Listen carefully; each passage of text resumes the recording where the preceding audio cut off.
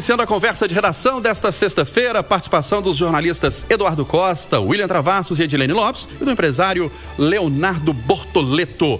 Bom, o nosso primeiro tema diz respeito à privatização da Copasa, porque em um movimento inédito, os deputados estaduais aprovaram de madrugada, a sessão foi até 4h20 da manhã, o projeto que acaba com a consulta popular para privatizar estatais como a Copasa. É um projeto do governador Romeu Zema, foi aprovado com folga na Assembleia Legislativa, viu, Eduardo? 52 votos a 18. Bom dia para você. Bom dia a todos. Já disse por diversas vezes aqui que se fosse deputado votaria contra a não observância da Constituição Estadual para a realização do plebiscito.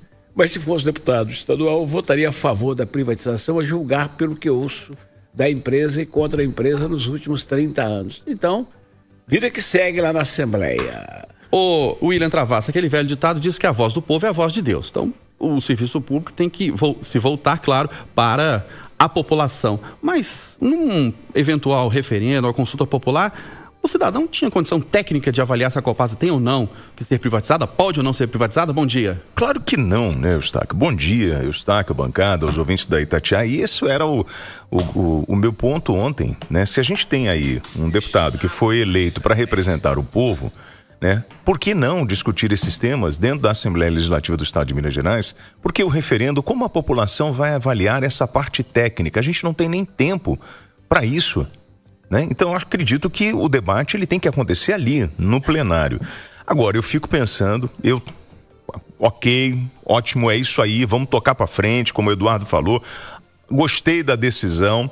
Agora eu estou pensando no que vai acontecer com a mobilização. Ontem nós vimos, eu conversei com o presidente do sindicato, tinham 1.700 funcionários com camiseta, bandeira, faixas.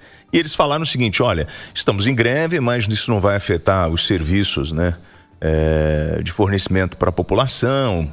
Tá, e agora? O que vai acontecer? Será que a turma vai criar uma grande mobilização? Porque ontem, lá na Assembleia, eles colocaram uma faixa dizendo, eleições 2026, senhores deputados, avisando os deputados, né, do ano eleitoral, né, e é uma espécie de ameaça. Então, o que vai acontecer agora, né, com todos, acho que são 10 mil funcionários?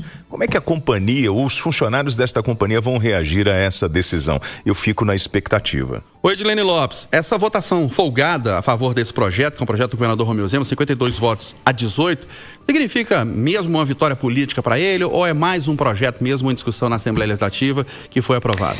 Bom dia mais uma vez. Bom dia mais uma vez, Eustáquio. Bom dia aos amigos debatedores. Eu acredito o seguinte, Eustáquio, alguns parlamentares vêm defendendo há algum tempo a privatização da Copasa. Essa é uma bandeira antiga de algumas deles e é uma bandeira do governador Romeu Zema. Bandeira de privatização é uma bandeira original do governo do Romeu Zema, que é um pouco mais liberal. O que eu acho em relação à privatização da Copasa? Eu acho que, de fato, alguns serviços devem ser prestados pela iniciativa privada, a maioria dos serviços deve ser prestada, mas eu acho que tem uma discussão que precisa ser feita em relação ao básico, que é água, luz e energia, porque hoje existe a tarifa social. Nós estamos em um país extremamente desigual, em que tem uma parcela da população que é muito pobre e precisa de algum subsídio, alguma ajuda do governo. E as tarifas sociais entram nisso. Será que uma empresa privatizada manteria esse benefício às pessoas que hoje não têm condição de ter acesso ao básico? Hoje o saneamento básico no Brasil, o tratamento de esgoto não chega a nem 50% da população. E é difícil fazer porque é caro. Será que a iniciativa privada vai investir o dinheiro no serviço caro e vai deixar de lucrar no início? Quanto tempo vai demorar? Assim como os pedágios começam a ser cobrados antes nas estradas concessionadas e o benefício chega depois, em quanto tempo vai chegar o que realmente a população precisa, que é tratamento de água e esgoto, que evita várias doenças que hoje atingem países mais pobres e países mais quentes, como é o caso do Brasil. Então eu acho que deve ser pensado e eu acho que a gente deve fazer uma avaliação rigorosa. Em qualquer projeto de privatização, a legislação deve prever que se a iniciativa privada não entregar aquilo que o público entregava antes ou piorar muito o serviço, deve haver alguma punição. Então eu acho que é um assunto sério que precisa ser debatido. Privatizações são importantes? Muito importantes. Nos serviços básicos, são um benefício ou um malefício para a população? Essa é uma discussão que não é só prática, é uma discussão também, Eustáquio Ramos, conceitual. Você que representa o setor produtivo, acha que a população tem elementos para aprovar ou não, vamos dizer assim, a privatização da Copasa? E a privatização seria o caminho, especialmente para a Copasa? Bom dia. Bom dia a todos. É muito simples de compreender. É um assunto extremamente técnico. Acredito que não é só a pessoa mais simples que teria dificuldade de opinar, não. Qualquer pessoa teria uma dificuldade de opinar. O que eu entendo é que estão todos legitimados para poder avançar.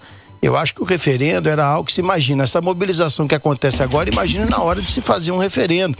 Aí acaba se perdendo o propósito principal, que é o de melhorar a prestação de serviço. Agora, com esse avanço, vai para a parte toda de estudo para que podemos efetivamente ter um edital. No edital de uma concessão ou de uma privatização, todas as regras vão estar ali muito bem estabelecidas, tanto é que o acompanhamento é muito simples de ser feito, embora seja muito custoso. Mas a realidade a minha expectativa é que tenhamos em breve uma concessão, uma privatização e tenhamos serviços melhores para a população. Eduardo. O Moacir Júnior, que é um cidadão de Pará de Minas, mandou um zap aqui durante a conversa que eu vou ler. A Copasa ficou quase 40 anos em Pará de Minas, nunca investiu em nada. Quando faltou água, falaram que não tinha nada para fazer. E tirar água do Rio Paraopeba demoraria 2 anos. Aí a Copasa, a paciência do prefeito acabou, a Copasa perdeu a concessão e diz o Júnior que em 3 meses concluíram as obras de retirada da água do Rio Paraopeba e nunca mais faltou água em Pará de Minas. O que me chama a atenção é que a Copasa, ela não é uma empresa deficitária, ela tem lucro, né? Ela é uma empresa no superávit, e aí a gente fica sem entender por que não há tantos ou mais investimentos no básico, que é o abastecimento de água da população, e na coleta de esgoto. Gente, debaixo da terra, isso não dá voto. E um negócio que 50 anos que eu me pergunto, Eustáquio, 50 anos que eu me pergunto, para outras empresas também, mas principalmente para a Copasa, por que a empresa nunca dedicou atenção especial aos seus terceirizados? Aqueles que vão, furam o buraco e não voltam para tapar. Depois de 3 meses, volta, tampa e deixa aquele murundu de asfalto fora. Faz o serviço porco. E o sindicato, o Sindago, que é o Sindicato de Servidores da Copasa, já vem denunciando e informando para a gente há tempos que o setor de leituras da Copasa foi terceirizado recentemente e, por isso, há uma série de problemas, reclamações a respeito de contas com valores considerados exorbitantes. E eu digo aqui todos os dias, a Copasa, infelizmente, é campeã de reclamações do plantão da cidade. Esse discurso não é um discurso meio que da turma do sindicato para dizer que está ruim a administração XYZ porque o presidente foi nomeado pelo governo. Não tem um jogo político aí, Eustáquio? Porque a gente sabe das dificuldades. Quando vocês falam do investimento da Copasa, a gente não pode esquecer que ela vem investindo, só que assim, político não quer fazer obra debaixo da terra, amigo. Cuidar de tubulação, porque isso não aparece. A gente sempre ouviu isso e é fato. É uma luta muito grande. E o que a gente tem de desafio, né, com tubulação velha para trocar, com um comportamento por parte da população que joga de tudo no vaso sanitário, que a gente precisa mudar também. A Edilene falava da tarifa social, mas acho que isso já está previsto, sabe, Edilene? A gente tem alguns exemplos, Puxa Light, acho que lá do Rio de Janeiro, que não é uma empresa pública, você tem direito à tarifa social, acho que é 65% até X quilowatts, depois vai para 40%, é uma coisa progressiva, a pessoa precisa estar inscrita no Cade Único, e como é o subsídio do governo, eu acho que não vai mexer nisso, né? Eu acho que esse poderia ser um ponto importante, quando você fala em luz, água e essas coisas básicas para a população. Agora, eu acho que o Eustáquio, na boa, em relação à Copasa, eu acho que também tem muita, para além das dificuldades que a gente tem, e tanto o plantão como o Itatiaia agora recebem muitas reclamações, mas a gente sabe também que tem uma pressão política nesse jogo, né? Ou não?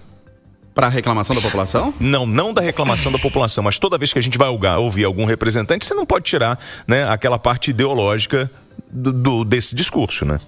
Ô, Edilene, pois não? Ô, Eustáquio, aproveitando que o Travassos me citou nesse assunto aí, o governo tem atribuído o governo diz que é uma vitória do governador Romeu Zema, essa votação de 52 parlamentares na Assembleia Legislativa de Minas Gerais, e atribui essa vitória ao ex-deputado federal e secretário do Romeu Zema, Marcelo Aro. Segundo a minha apuração aqui, pelo menos 3 deputados estavam com viagem marcada e, a pedido do Marcelo Aro, cancelaram para fazer essa votação, ou seja, às vésperas de 2026 e das eleições, o governador Romeu Zema afirma agora que tem base grande ou maioria na Assembleia Legislativa de Minas Gerais e que essa votação referente à privatização da Copasa significa uma vitória do governo Romeu Zema. Esse projeto, ele abre a possibilidade também de não ter a consulta popular para a privatização de outras estatais como a CEMIG, não só a Copasa. Ô, Leonardo Bortoleto, vamos falar de economia, porque ao desembarcar na Malásia, o presidente Lula admitiu que o acordo com os Estados Unidos em relação ao tarifaço pode não ser fechado na reunião com o presidente Donald Trump prevista para domingo. Eustáquio, ontem eu joguei a toalha. De verdade, eu joguei a toalha, porque deve estar sendo muito bom o tarifaço para o presidente Lula.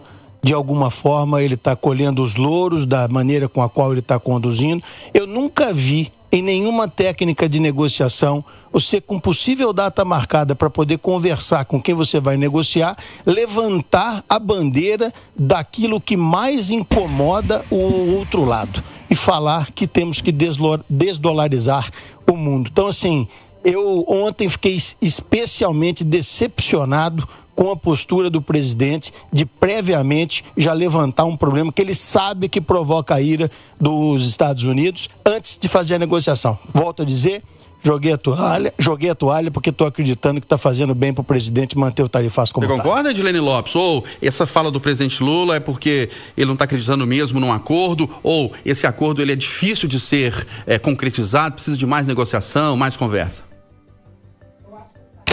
Eu acho, Eustáquio, que em alguma medida haverá um avanço nesse acordo. O presidente Lula sabe disso, o presidente Donald Trump também sabe que vai acontecer, que deve haver um avanço, mas eu tenho uma preocupação que vai além da negociação do tarifaço. O presidente americano Donald Trump, assim como tem promovido a paz, né, a negociação, como por exemplo fez entre Israel e o Hamas, que deu um passo adiante, também promove muito a guerra. E tem uma questão relacionada à Venezuela com vários episódios novos. E a base do ex-presidente Jair Bolsonaro tem sempre dito que acredita que haverá uma negociação entre Trump e Lula, mas que não significa que o presidente americano abandonou o Bolsonaro. Então eu acho que Trump tem um potencial grande de intervir na política doméstica aqui no Brasil e que ele pode fazer isso através de medidas internacionais. Esses confrontos entre Estados Unidos e Venezuela, esses ataques do presidente Donald Trump, eu acho que podem afetar diretamente o Brasil. Vamos supor que a Venezuela seja atacada e o presidente Lula seja incitado a entrar numa guerra a favor da Venezuela pelo presidente Maduro.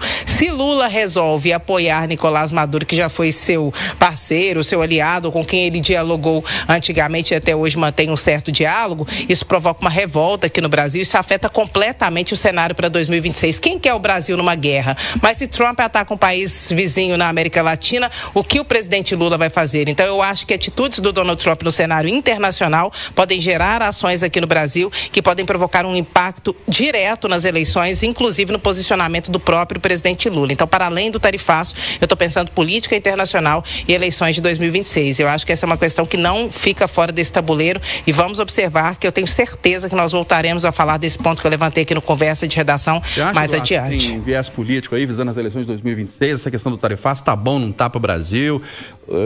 Isso pode influenciar na reeleição do presidente Lula? Você sabe que essa turma, né, a turma que faz a política, não pensa em outra coisa.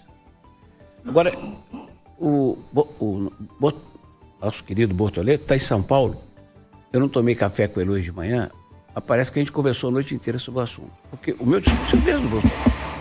Veja, Eustáquio, no dia seguinte ao tarifaço, no dia seguinte eu disse aqui duas coisas. Primeiro, o Trump não está preocupado nem com o Bolsonaro, nem com o Alexandre Moraes e nem com Betts ou Supertex, essas grandes empresas americanas aqui. Ele está querendo briga por causa da possível desvalorização do dólar, que é uma bandeira do BRICS. Esse BRICS se ampliou, essa turma está ganhando força, está de certa forma colando na China, na Rússia, que são dois gigantes. Então a preocupação do homem é dinheiro, é dólar. Eu disse isso aqui e disse mais. Eu espero em Deus que o presidente Lula se segure o governo dele para ninguém falar o que não deve. Fica na muda até resolver isso e depois compra as brigas. Aí as pesquisas começaram a mostrar que o Lula devia partir dessa história de defesa da soberania. O governo no primeiro momento ficou calado, todo mundo obedeceu a ordem e ele começa a falar. Ontem foi essa questão do dólar, que é o negócio que mais incomoda o leão americano lá, o homem laranja. E anteontem foi Venezuela. Três Antônios foi outra coisa, fica cutucando. Eustáquio, eu digo mais. Depois dessa fala dele ontem sobre o dólar, eu não vou me assustar se o Trump não conversar com ele domingo. Mas como eu sou o homem da conversa, eu acho que é assim que se resolve a vida, e o país já gastou 30 bi para socorrer empresas e tem empresário quebrando, tomara que o Lula cale de hoje até domingo e tomara que o Trump vá lá, converse, que eles começam a conversar. E tem outro tema polêmico, né, William Travassos, que é a questão da Venezuela, né? O presidente Donald Trump, nos bastidores aí, pode determinar uma invasão à Venezuela, uma questão assim, e o presidente Lula é alinhado a Nicolás Maduro. Eu acho que tem um tema que é mais complicado do que esse para o Lula. É o dia que o Trump virar para o Lula e falar assim, vem cá, vocês têm lá uma organização criminosa que está em 28 países, que o FBI fala que é uma organização terrorista, talvez a 9ª do mundo, chamada Primeiro Comando da Capital, PCC. E aí, Lula, o que a gente vai fazer em relação ao crime organizado e ao transporte de entorpecente para a Europa, para a América e a ação desse grupo no seu território? Eu acho que esse pode ser um tema que lá na frente a gente ainda vai se deparar, porque todo o discurso do Trump em cima da Venezuela está em cima do tráfico de drogas. Bom, eu acho que falta... O que vocês estão me dizendo aqui é desesperador, né? Porque o que eu ouvi, tanto o Bortoleto como o Eduardo, é a possibilidade do Lula estar se aproveitando da desgraça dos empresários que estão recebendo essa taxa dos Estados Unidos. E ele não está querendo que o negócio vá para frente porque ele está levando uma vantagem política em cima da desgraça do próximo, do povo brasileiro. Aí eu não... Bom, enfim, aí é demais para minha cabeça. Mas eu acho que o que falta para o governo brasileiro é uma espécie de Tadeu Leite, né, o presidente da Assembleia Legislativa do Estado de Minas Gerais. Se aconteceu essa votação, se o Zema conseguiu essa vitória dentro da Assembleia, isso tem um nome e sobrenome. Chama-se Tadeu Leite. Foi ele que é o grande articulador dessa história toda. E o senhor Mauro Vieira... eu acho que não consegue articular. E aí, quando eu falei aqui, vocês estavam comemorando aqui, que bacana, o Lula vai encontrar o Trump, e aí, Travassos, ficaram implicando comigo no café. Eu falei assim, qual é o dia da reunião? Qual é o horário da reunião? Quando vai acontecer a reunião? Porque até agora, nem o governo americano, nem o governo brasileiro confirmou essa reunião de domingo, do dia 26. Eu ainda estou aguardando, e aí a gente já vai para 3 meses, tá? Enquanto a taxa está batendo na conta da indústria. Ô Travassos, você tá bom de fonte, viu? Porque eu também recebi a mesma informação, tá? Tadeu Leite, a vitória, né, em relação ao andamento da privatização da Copasa tem nome e sobrenome, é Tadeu Leite, presidente da Assembleia Legislativa. E aqui eu devo trazer de volta uma apuração que eu trouxe ontem aqui no Jornal da Itatiaia. Conversei com os movimentos, com os servidores da Copasa, com deputados da base da oposição e, de fato, o que eles disseram foi, Tadeu Leite disse que vai colocar para votação, porque esse é um desejo dos parlamentares que também querem que essa proposta seja colocada para votar. E aí eu acho que ele cumpre um papel de presidente de legislativo que é muito importante. Quando há um clamor de uma parte significativa dos parlamentares para que um projeto seja colocado em votação, tem que colocar a proposta a teste. Perdeu, perdeu, ganhou, ganhou. Então esse é um papel que eu considero diplomático e democrático e é o papel que deve fazer um presidente exercendo um pouco de imparcialidade, porque afinal de contas foi eleito com votos da base e votos da oposição. Lá para os Estados Unidos para conversar com o Trump. Eduardo, finalizando aqui rapidamente, uma reportagem especial que nós trouxemos hoje, vamos trazer um segundo capítulo amanhã, sobre acidentes com motos. Essa reportagem de hoje mostrou que cerca de 40% dos acidentes de motos são fatais no Brasil. Isso está impactando, nos casos dos feridos, sequelas e sobrecarga no sistema de saúde. Eu estou na intolerância do mundo de hoje, na má educação de nós motoristas, é a briga do rochedo com o mar. O marisco é o motociclista. Ele não apenas... Não se dá conta de que não pode confiar no motorista de automóvel, que é mal educado, ou de caminhão, de ônibus, de veículos pesados, mas como ele ousa o tempo todo. Você está dando certo, ele está entrando, buzinando e te xingando, porque você quer mudar de faixa. E como são 200, um atrás do outro, você espera, fala, agora tem que dar seta para mudar de faixa, te xinga. Então é o seguinte, amigo, nessa terra sem lei que está o trânsito de Belo Horizonte, não me surpreende, infelizmente. Como motociclista, posso dar um pedido, fazer um pedido? Larga a mão do celular, porque isso tira a tua atenção e você está derrubando o motociclista. William Travassos, Eduardo Costa, Edilene Lopes e Leonardo Bortoleto participaram da conversa de redação.